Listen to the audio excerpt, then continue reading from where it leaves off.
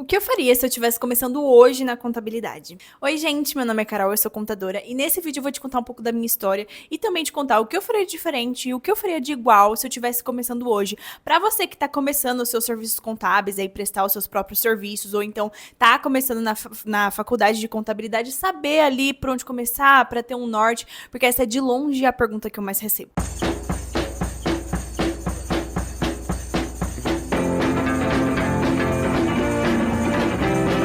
Bom, o fato é que a gente fica muito perdido na faculdade, mesmo porque as matérias que estão lá são super superficiais, assim, né? Você não vê realmente qual que é a prática ali, aquela vivência do dia a dia, né? De saber como que é uma rotina de contabilidade, enfim. Na verdade, o que a gente vê são mais coisas teóricas, né? Que depois a gente vem a aplicá-las ou não, dependendo aí se você vai conseguir um estágio, né?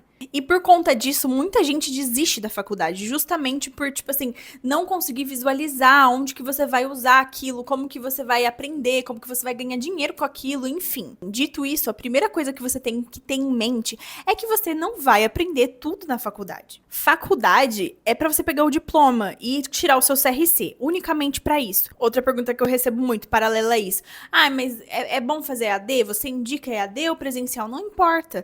Não importa se você vai fazer EAD ou presencial, não importa se você fez na USP ou na faculdade que só tem na sua cidade, não importa. Porque na vivência do mercado de trabalho, não importa se você foi o melhor aluno da sua sala e estudou na melhor faculdade da sua sala. Se o fulaninho que fez faculdade de bairro, souber mais que você e tiver mais prática que você, é ele que vai conseguir o emprego e não você. Então esse é meu primeiro conselho. Assim que você pisar na faculdade de contabilidade, já começa a caçar um estágio. Porque é isso que vai contar pra você. E é ali que você vai conseguir colocar em prática poucas das coisas que você aprende na faculdade. E aí você pode me falar, tá, Carol, mas como que eu tenho um estágio, se para ter experiência, eu preciso ter experiência para alguém me contratar. E eu realmente não sei também, nunca vou entender isso.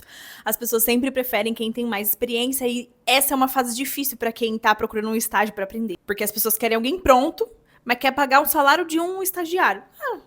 Ninguém vai entender nada. E talvez não seja a sua realidade parar de trabalhar e ganhar dinheiro para você fazer um estágio não remunerado, só para você aprender alguma coisa. Essa definitivamente não é a realidade da maioria das pessoas. Meu segundo conselho é, caso você não tenha oportunidade de fazer um estágio, faça você mesmo o seu próprio estágio. No sentido de você mesmo começar a pegar pequenos serviços para você começar a se desenvolver quanto profissional sozinho. Porque às vezes a vida não vai dar oportunidade pra gente mesmo, né? A gente tem que criar a nossa própria oportunidade. Existem vários cursos no mercado hoje que você consegue fazer, prestar serviços, mesmo que você seja um estudante. Nossa, tô no primeiro período, não importa. Já começa a meter a cara e divulgar os seus serviços para você conseguir. Que serviços são esses? Serviços simples. Você não vai pegar uma regularização de lucro presumido, por exemplo. Mas você pode começar abrindo um MEI, encerrando um MEI, fazendo parcelamento de um MEI, fazendo carnê-leão de autônomo, fazendo imposto de renda de pessoa física. Ou seja, você pode fazer vários serviços que um iniciante vai conseguir através de cursos, só que através desses serviços você vai conseguir aprender outras 1000 coisas, acredite. Hoje tem coisas que eu sei que eu simplesmente não sei como que eu sei, mas eu sei porque eu fucei em alguma coisa que um cliente me pediu, aí eu tive que sair fuçando e aprendi outras 3 coisas nesse meio do caminho. Então a contabilidade é muito assim, muito interligada. Você começa fazendo uma coisa, depois você já pega um negócio dali que estava interligado com ali, e assim você consegue ir explorando outros serviços. Então talvez hoje você comece com um MEI, mas amanhã você já vai estar entendendo como vai fazer a abertura de uma microempresa, por exemplo, de uma empresa limitada, enfim. Então, independente se você não teve a oportunidade de estágio, crie você mesmo seu próprio estágio, comece você mesmo com o que você tem. O que a gente chega no meu terceiro conselho e a terceira coisa que eu faria diferente, que é não espere as condições perfeitas para você começar.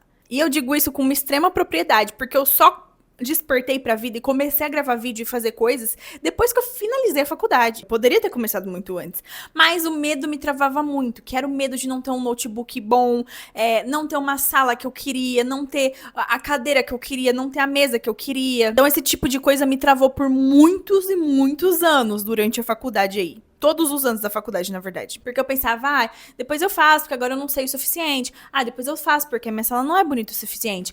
Depois eu faço, porque o meu celular não é bom o suficiente. E eu sempre ia emendando uma desculpa na outra, pra eu mesmo me validar na minha própria desculpa e pensar, não, tudo bem, coitada de mim. Então, assim, comece com o que você tem, porque a contabilidade em si, você não precisa de muita coisa pra começar. O que você precisa é um celular, um notebook e uma internet, um Wi-Fi, é apenas isso. E com isso você já vai conseguir fazer serviços e ganhar dinheiro também com essas pequenas coisas e ver que isso de fato é uma renda, é uma profissão, né? Meu quarto conselho é para que você se lance nas redes sociais.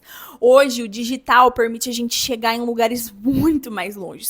Eu tô em São Paulo, no estado de São Paulo, e eu atendo empresas de Rondônia, que é literalmente do outro lado do país. O que sem a contabilidade digital a gente jamais conseguiria. Isso também é muito de enfiar a cara, sabe? Porque eu não sei eu não sabia até então como abrir uma empresa em Rondônia.